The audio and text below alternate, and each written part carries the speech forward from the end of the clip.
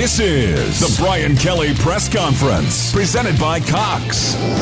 Going into year 2, we understand a lot of those things necessary to be competitive and win games. Now it's how do you do it week in and week out? As LSU gets set for hosting the Army Black Knights inside Death Valley. Touchdown, Mighty Tigers! Coach Kelly is coming up, but first, from inside the Capital One studio on the campus of LSU, here are your hosts, former Tiger Gordy Rush, and the voice of your Fighting Tigers, Chris Blair. Once again, good Monday morning. Welcome in to the Brian Kelly Press Conference, presented by Cox. On this Monday, we head towards another home game. LSU on the road for 2 weeks. It was nice to be back this past Saturday. In all phases, Gordy Rush. I mean, it was a great day weather-wise here in Baton Rouge. Campus was electric all day, all afternoon leading up to the game. And then LSU, the football team, did their part. They got after Auburn early and often en route to a 30-point win, 48-18. We're running out of adjectives, Gordy, to describe this offense. I mean, once again, they put up incredible numbers. Jaden Daniels, his 5th career game of 400 total yards combined offense. They ran the ball well. They were extremely balanced. And Auburn just didn't have an answer. I mean, you were on the sideline. Mm-hmm. You could look at Hugh Freeze, and he just kept looking up at the clock, looking up at the score, and it was like, what do we do? Yeah, I've known Coach Freeze for a while. I actually shook hands with him as he was leaving the field, and he looked like he'd been through a couple hours. Hey, look, what does it say about this LSU offense that you score 48 points against Auburn, one of the best defenses in this conference, and you had 12 penalties, you had 1 interception, and it really wasn't your best night. And I think you look at it and you're like, wow, I mean, this offense is incredible. 550 yards per game. They lead the Southeastern Conference. It's time to start talking about Jaden Daniels and the Heisman conversation. Malik Neighbors is getting a double coverage just about every time there's a pass play out there. This is an incredible offense. It's been fun to watch. Yeah, I mean, you just go through. I printed off the SEC stats today, which are both combined all games and then conference games. And LSU's just at the top, scoring offense, touchdowns scored, total offensive yards. I mean, even points scored kicking, I mean, right. There's so many extra points, and Ramos has done a great job in field goals that they lead that category. But I wanted to kind of talk about defense a little bit. Now, preface by saying, we mentioned on the show last week, this is not a Auburn offense that is going to be one that's remembered. Again, rebuilding year. They've tried a couple of different quarterbacks. They continue to try a couple of different quarterbacks. But you made some comments on the radio broadcast, which I thought was important. This isn't the greatest, most, dominating Auburn offense, but LSU's defense looked different. I mean, they were flying to the football. They were tackling so much better. There's certain things, regardless of the opponent, that just look good defensively.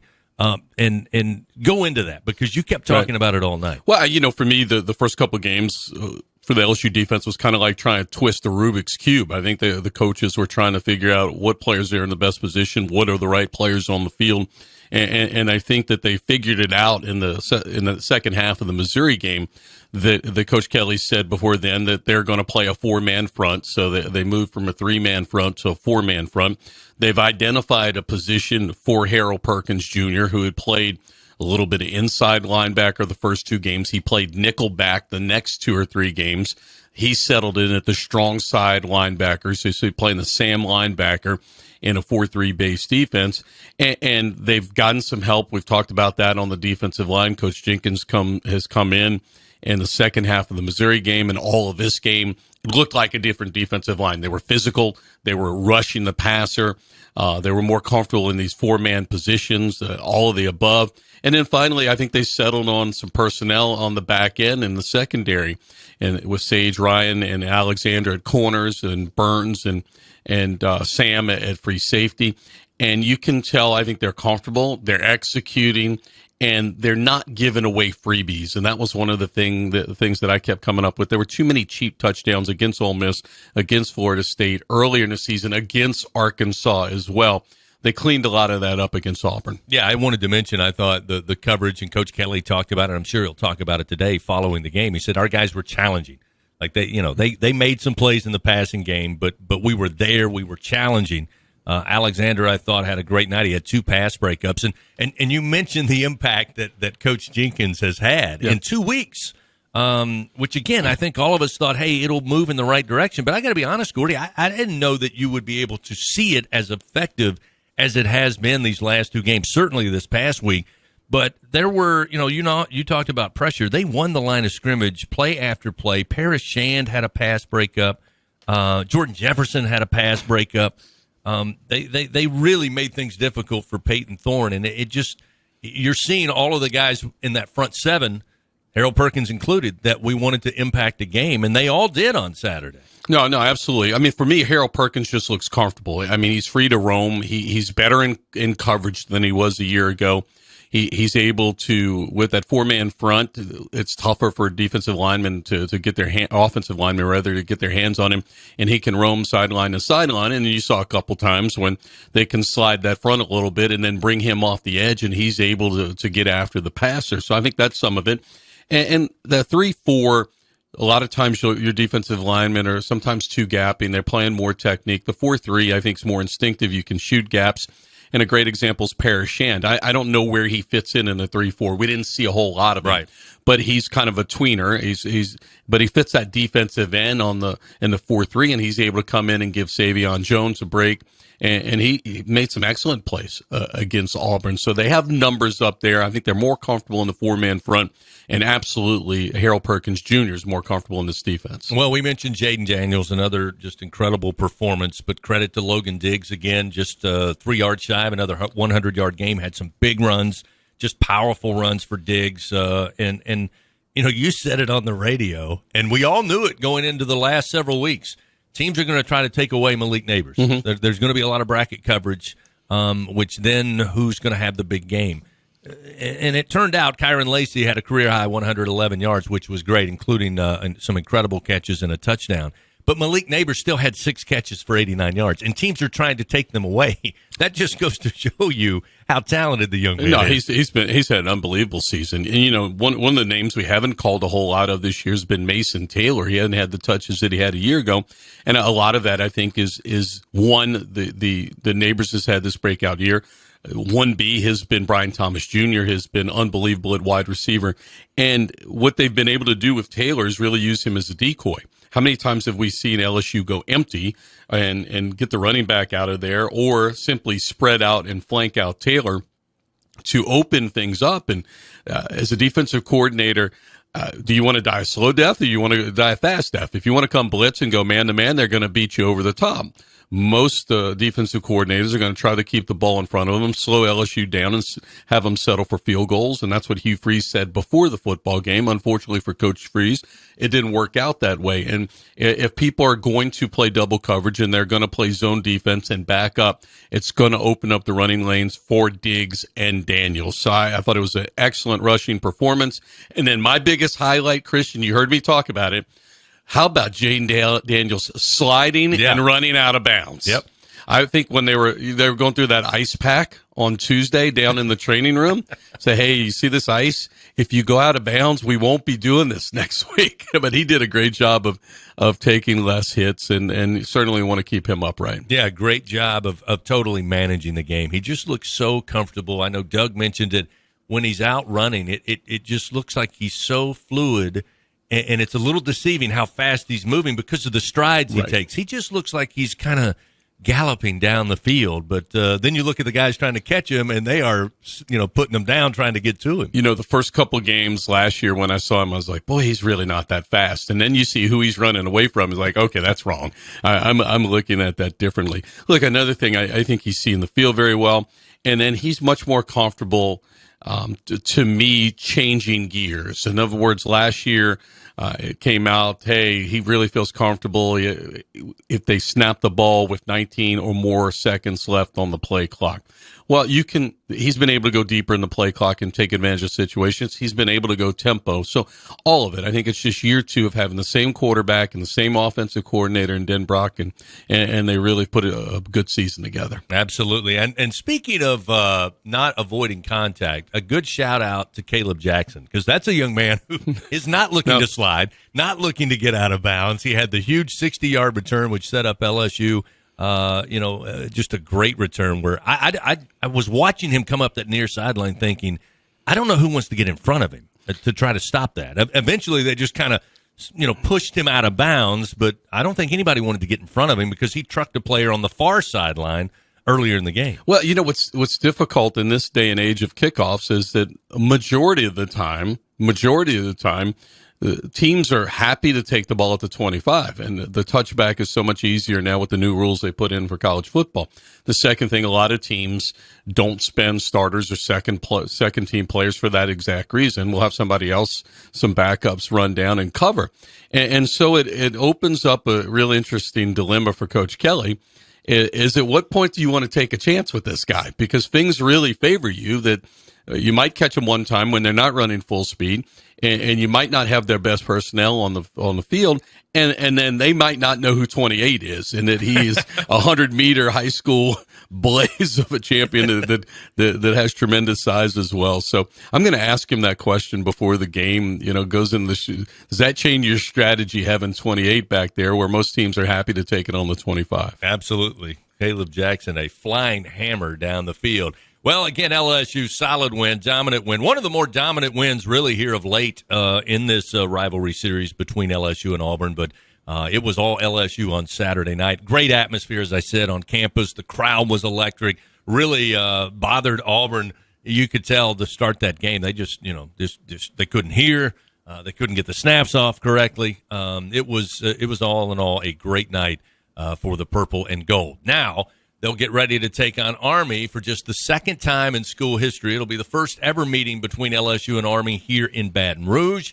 What do we know about Jeff Monken's 2023 Army Black Knights? Well, we'll talk a little bit about it after this break. And coming up at 12 noon, of course, Coach Kelly will talk even more and in depth about it as we continue on the Brian Kelly Press Conference presented by Cox. Swinging at Golf Suites, your #1 destination for golf, food, and fun. Whether you are looking to enhance your game using state-of-the-art TrackMan technology or simply want to relax and enjoy an ice-cold beverage and delicious meal on our 6,000 square foot deck at Golf Suites, we guarantee a good time and even better company. And there's more. Whether it's a corporate outing, a birthday bash, or any group event, Golf Suites is your go-to venue for both small and large gatherings.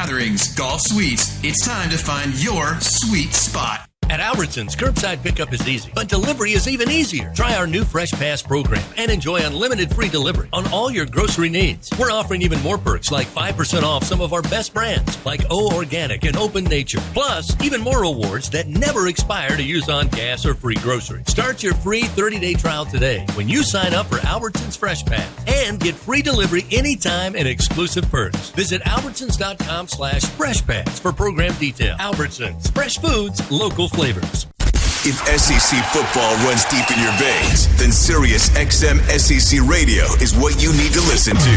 We're talking conference and team previews, plus hear live games, news, and analysis from experts like Chris Doering, Aaron Murray, and Max Starks.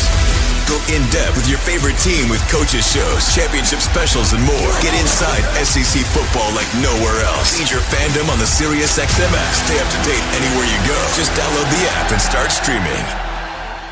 Tiger fans, this is Eddie Kennison, former LSU football wide receiver. If you know me, you know I'm all about making big plays. Tigers win! Tigers win!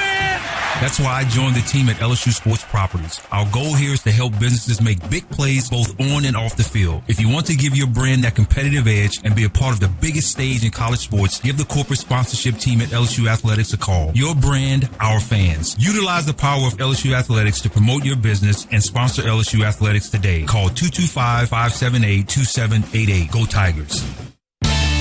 Coach Kelly is just moments away from previewing the week for the Fighting Tigers. This is the Brian Kelly Press Conference, presented by Cox.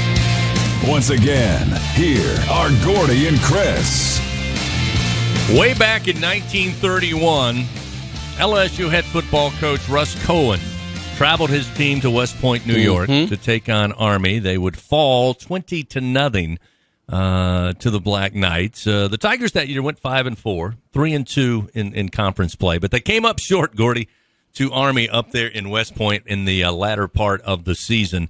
That's the only time these two teams have played. So I'm very familiar, as you know, with Jeff Monken. Worked with him at Georgia Southern, and it was a traditional option style. He's been very successful, multiple bowl games. He's got the upper hand in that Army-Navy series since taking over. But they are not the triple option that they were just a year ago. They've modernized their offense, so to speak. And it's interesting because it's a little bit of the air raid. They brought in Drew Thatcher, the new offensive coordinator, in the offseason. He was a walk-on at New Mexico State with Hal Mumme. And so they went from kind of the triple option style to maybe a little more of the air raid, although there's still option elements within this team. And all I needed to see that this is a different Army team coming in. Last year, in 12 games, they attempted 104 passes. This year, through 6 games, they've thrown for 97. Yeah. And this is a coach who attempted 1 pass when he beat Florida in Gainesville in 2013. So it is a different Army team. Well, I was really surprised to read up on Army because you think about it, most folks down here in the SEC get a chance to see Army once or twice a year. Obviously Navy, Army, and you struggle to figure out who's who when you're watching that football game, and especially now they're wearing unique uniforms. And then, of course, they'd been in a bowl game 6 years in a row until last year when they went 6-6, weren't eligible because they played 2 FCS teams. The big news up there is that the NCAA changed the rule for blocking below the waist. You cannot do it out on the perimeter anymore, and you can't do it 1 yard or more down the line of scrimmage. And that basically negates the triple option. And so Coach Monken decided to make a change offensively. And to be frank, they've been trying to find themselves a little bit. I went and looked at week number 3. They played at Texas San Antonio, Chris, and it was indoors. The conditions were nice. And you saw that. You saw that they were multiple. They wanted to spread the field. They threw the ball a little bit. They ran the football. They won that game. And then I got a chance to see they played Boston College, and they played in the rain up Syracuse and Boston College. They played at Syracuse, but they played Boston College at home up in West Point.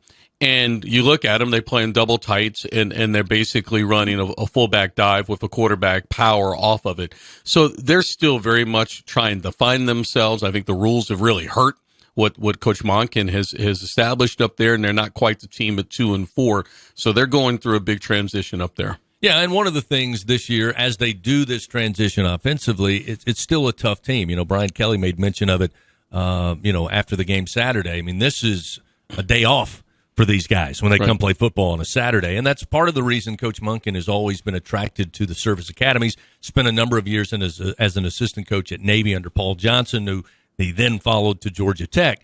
But he has that kind of DNA in him. He's a gritty dude. I mean, he was great to work with, but I used to say about Coach Monken, he didn't make excuses because he didn't take excuses. Right. I mean, it was he's going to put everything on him. You got to put everything on you, and he really fits up there at West Point. But defensively, they're going to come battling, and they're not going to go away, and they're going to keep every snap after snap after snap. And in fact, they're top 35, I think, in scoring defense, and top 50 overall total defense in the country. Well, one thing about Army, when they want to run the football, and I think they're going to come to Tiger Stadium doing more of running the ball and less of spreading the football field. I can't imagine Coach Monken thinks he has the athletes that he's going to be able to compete with LSU in that.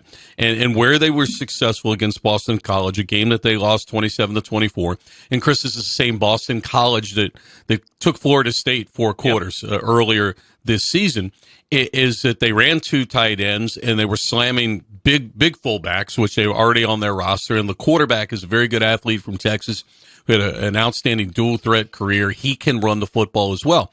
And if you don't stop run and you come into a game thinking, hey, this is a non-conference game, we're not going to be jacked up like we are against Auburn, and you struggle stopping the running game, then they're going to hold the ball and keep it away from Jane Daniels in this offense. So I think it's about coming out with the right attitude and making sure LSU's solid in their run fits. It's going to be really a great moment to host Army at legendary Tiger Stadium. And again, it's great for LSU. It's great for Army. It's great for college football.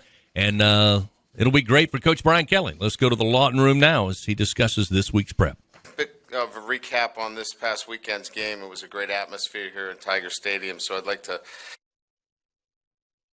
look back on the performance. I thought it was a complete game for our football team. Certainly there are things that you can do better. We want to communicate a little bit better. We had some false start penalties and some communication errors, but by and large, looking at the positives, got off to a great start. A couple of 3-and-outs, I think, set the momentum for the game. Offensively, you want to turn every possession into a touchdown, but, getting up 17-0. And then playing, consistently on both sides of the ball. I thought we were physical. I thought our presence in terms of just the overall perimeter play, tackling on the perimeter was much better, and playing the ball in the air. So the little things that we're looking for progress, we're starting to see that. And then, the quarterback is playing at such an elite level. He threw an interception, so he is human. He was expecting another route to be run in that situation, and it didn't happen. They were actually, we had somebody walking on the play. So, again, Jaden Daniels has been amazing in terms of what he's doing. I think everybody knows that, leads the nation in total offense, passing efficiency. I think the offense in itself and what they're doing, 6 consecutive games of over 500 yards. So, it's fun to watch an offense like that. I hope for our fans, they're taking it in. I know 2019 is still, a trendsetter because it led to a national championship, and rightfully so. I mean, those were great players, but you should not take this for granted. This is pretty remarkable stuff.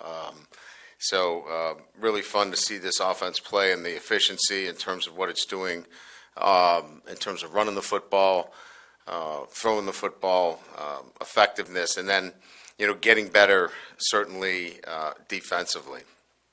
As we turn the page, we're excited about hosting Army. Certainly, anytime you play at a service academy, the respect that we have for the academies, and certainly the great leaders that are playing collegiate football, to have them and host them here at Tiger Stadium is a thrill, and we want to be able to honor that.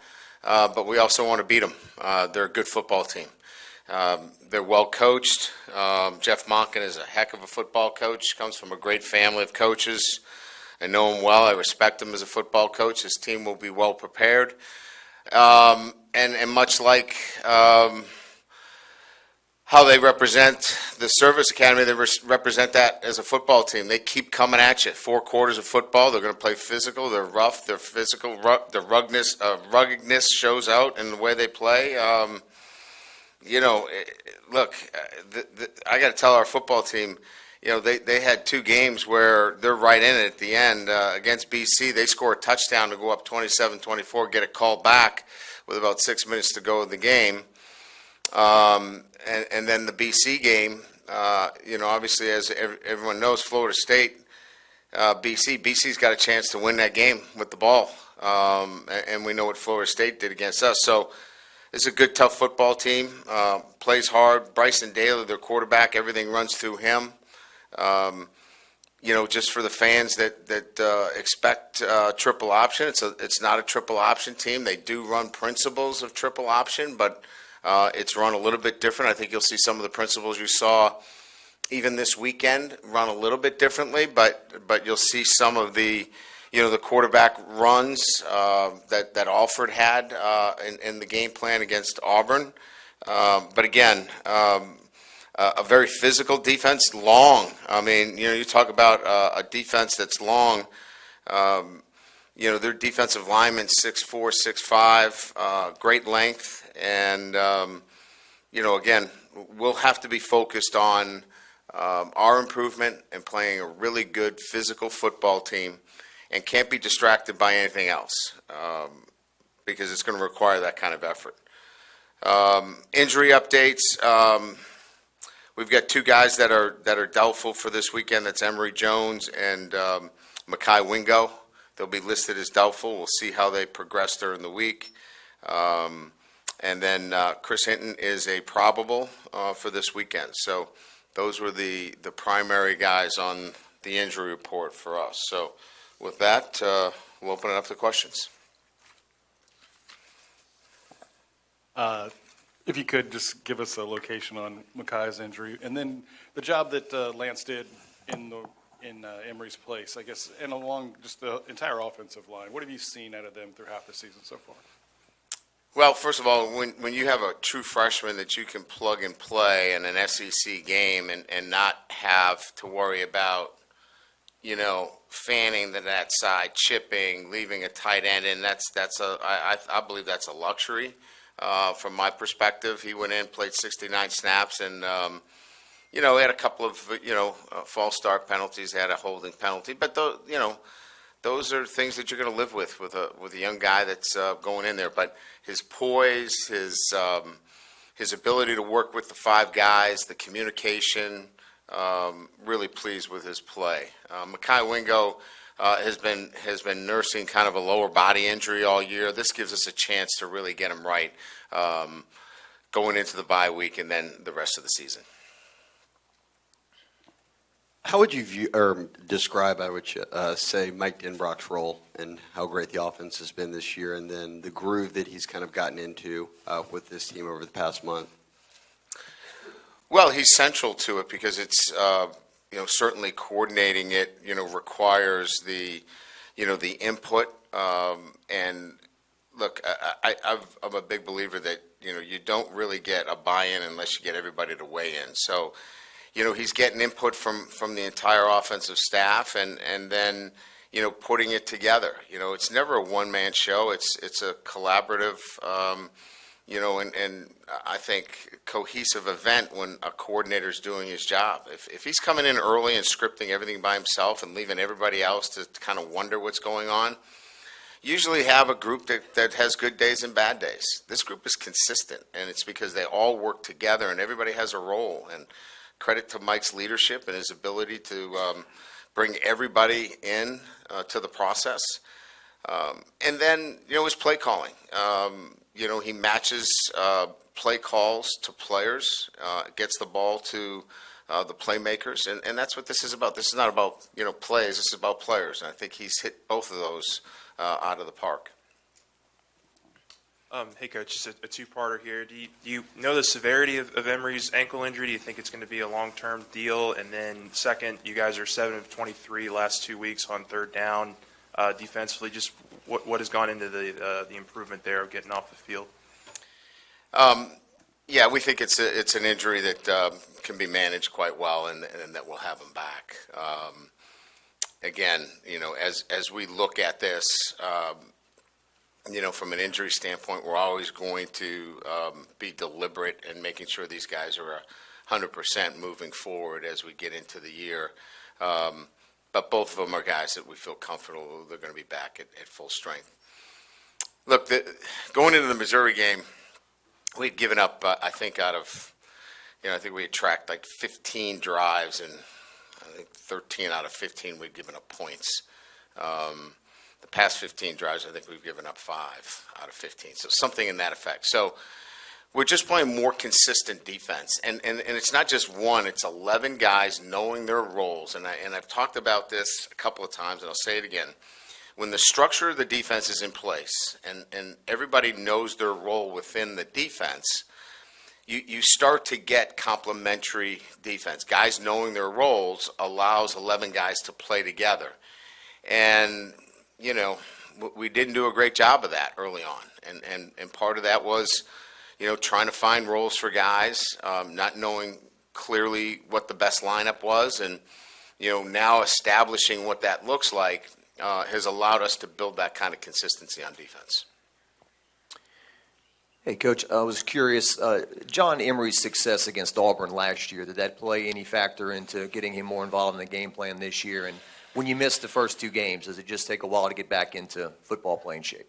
Yeah, it did. And look, I think, the running back room needs to be commended. I mean, each one of those guys, if you look at Emery and Williams in particular, they didn't play a lot of snaps last week. And then this week they come in and play huge roles, Williams gets a couple of touchdowns. Emery gets a couple of big plays in the game. Kane goes in and gets a big first down for us. That's selflessness. I mean, there's a lot of guys looking to play, and they're all sitting together on the bench asking each other, what did you see out there? They're totally engaged, totally locked in. That's a pretty good situation.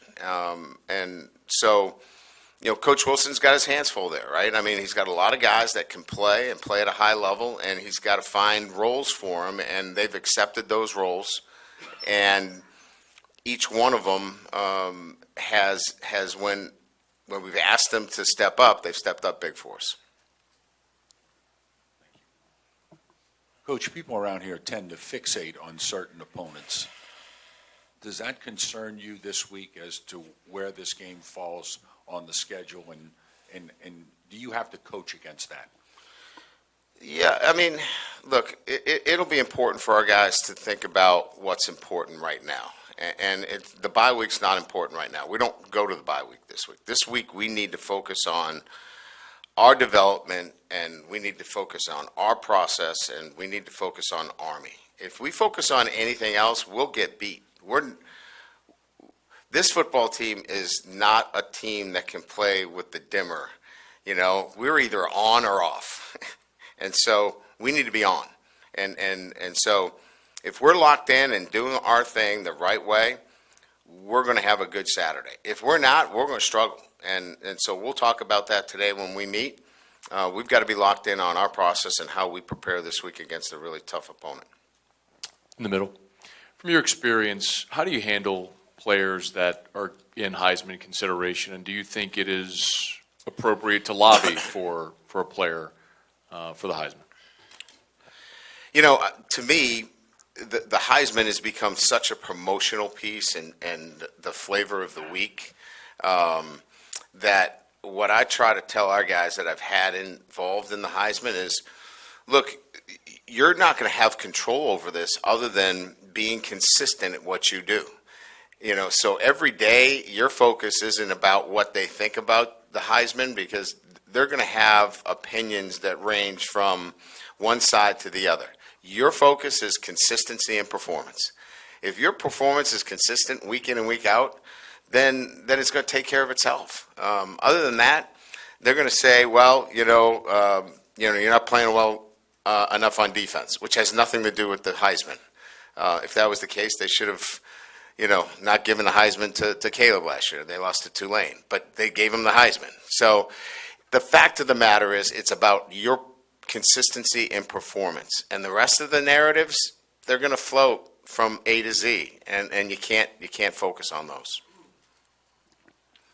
Brian, with the disconcerting signals call, because that just keeps happening, do you have to, not to try to get you in trouble, but do you have you pick out these things just to get me in trouble. No. Do you have to do something differently in terms We're of going to bring an air horn out back there, I guess. Look, I've had a long conversation with John McDade about this. I think it's ridiculous. We had a safety that was clapping to our corner to get his attention, and we got it called. I said, look, we'll come up with another way of trying to communicate. If you're in the front seven, my opinion is if you're in the front seven and you're clapping, that's disconcerting. You're in the core of the defense, you're in the front. To me, you're trying to simulate a snap. But if you're 12 yards deep trying to communicate with a corner, I just don't get it. But we're going to have to come up with another way of communicating. We actually had a meeting on it today. It's loud even at home. I mean, it's just generally loud at home. So we're actually going to take some safeguards to communicate, because we did have a false start because we couldn't hear our ready call. We're in verbal cadence on offense because we don't expect to go nonverbal at home. But we actually couldn't hear down by the end zone. So that's on us. We have to communicate, and we met on it this morning, and we'll have a communication system that works and covers all the rules. When you spoke Saturday and even today, you said something to the idea of not taking this offense for granted. Do you ever have to guard or edit yourself for maybe trying to do too much when you get an offense like this? No, I think Mike does a really good job of staying within, the confines of what we do and how we do it. And I think going back to the, earlier question from Jay, I think it's clear that what they've done as a group is stay in those lanes. We do what we do.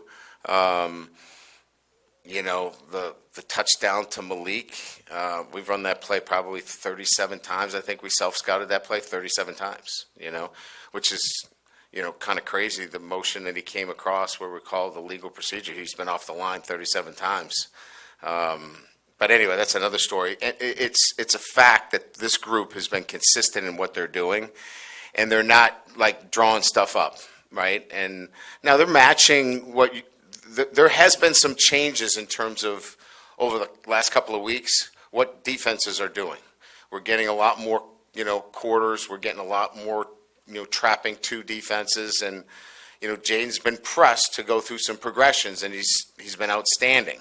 So I think what's happened more is that our staff's done a really good job of preparing for the eventualities of how teams are going to prepare, and you have to be on your toes and make sure that you go through your progressions, because you're going to see some different things.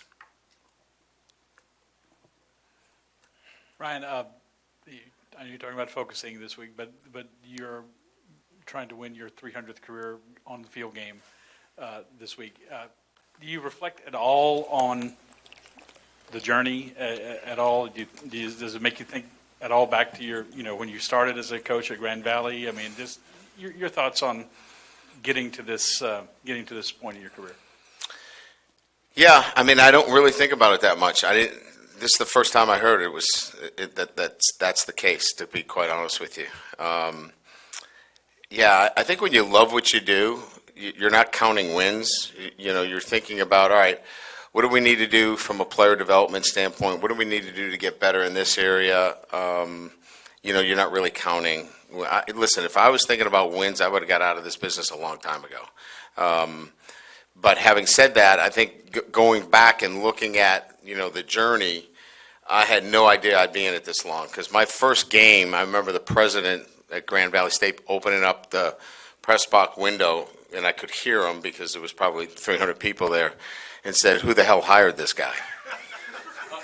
So I didn't think I was going to be in this business very long. And that was the first game. So there you go. That's my perspective. Coach in the back, you mentioned this a little earlier. It's loud at home. Teams like Grambling, teams like Army, they may not be used to an atmosphere like Tiger Stadium. Is there any advantage to that for your team, or no advantage at all? Can you talk about that a little bit? Yeah, that's a good question. I don't know that, when we talk about the nation's best leaders that are going to go defend our country, that they're worried about a little bit of crowd noise. I think they're probably going to enjoy it. Actually, Saturday's their best day. Monday through Friday is really hard. Saturday's kind of a day off for these guys. They train hard, they work hard, they go to class. These are days they enjoy. But our atmosphere does make a difference. I mean, it creates a home field advantage that is special. I mean, it definitely makes it difficult. We saw Auburn struggle with some play calls, and certainly puts the pressure on teams when you come into Tiger Stadium. Hey, Coach, just right here. Shelby Lee is Yeah. a walk-on. Sure is. He actually was in the Army. That's correct. correct. What kind of role is he going to play? And just Yeah, we're kind of formulating that right now. We're going to do some special things. As you know, the governor is a West Point grad. He'll be part of what's going on. We're going to do some neat things in pregame. We're going to spring a couple things that we think are representative of what that day should look like playing Army. And we think Shelby's going to be part of that as well. And what kind of role does he just play on your team? Oh, he's an outstanding walk-on. I mean, he's well-liked by the team. He works his tail off. He brings all the traits that you would expect a guy that is mature and, represents his country. So, we enjoy having him with us. When we talk about the defense, you've used the phrase "learning to do your job." I think, I read that as doing your job. Is it legitimately learning and understanding what their roles are, and that's kind of what has taken time, or is it more just the focus on staying in your lane kind of thing? Yeah, I think that's a good question, and maybe sometimes how I respond and answering it would maybe be better clarified by saying that our players are clearly understanding now how important it is for them to do their singular job. And when they function in that regard and that single-minded focus of, if I just do my job, how this all works together. They're starting to see, when I do my job, the linebacker can get to where he needs to, and then the safety can fit the right way, and then the corner can push crack. So I just think that they're seeing how this all fits together. Not that they didn't want to do their job, but sometimes they want to do somebody else's job too. Coach, curious, was there any update on Deuce Chestnut? There's not. I can't give you one right now. We're still processing through that right now, but trust me, I will. I know you guys are interested in that story, so once I get you some information, once I get some firm information, I'll get back to you. Good? All right. Thank you. Appreciate it.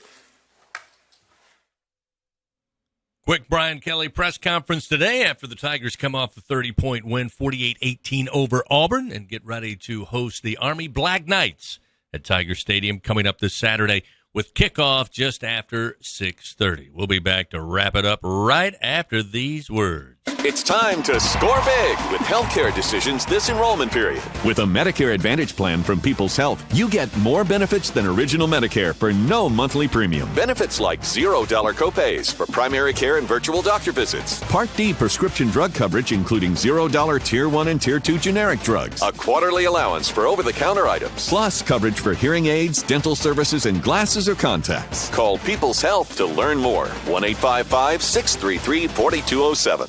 Unrivaled content, unprecedented access. LSU Gold, powered by Bayou Traditions, is the only place for exclusive behind-the-scenes content featuring your favorite LSU teams. It's all access to the Tigers, all year long, from pregame warm-ups to postgame celebrations and every moment in between. You can watch LSU Gold anywhere, anytime, and on your favorite device. Go to lsu.gold today to sign up for your free 7-day trial, so you can be there for each step of LSU's championship journeys. That's lsu.gold. If SEC football runs deep in your veins, then Sirius XM SEC Radio is what you need to listen to. We're talking conference and team previews, plus hear live games, news, and analysis from experts like Chris Doering, Aaron Murray, and Max Starks. Go in-depth with your favorite team with coaches shows, championship specials, and more. Get inside SEC football like nowhere else. Feed your fandom on the Sirius XM app. Stay up to date anywhere you go. Just download the app and start streaming. Hey, Tiger fans 12 and younger, don't miss your chance to be a part of Mike's Kids Club, presented by Shell, the exclusive kids club of LSU Athletics. Join Mike's Kids Club for only $25. Get the official Mike's Kids Club t-shirt, free admission to select LSU athletic events, and much, much more. To learn about upcoming events and to join, please visit lsumkc.com.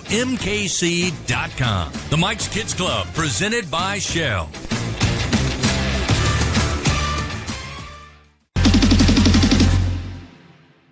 This is the Brian Kelly Press Conference, presented by Cox.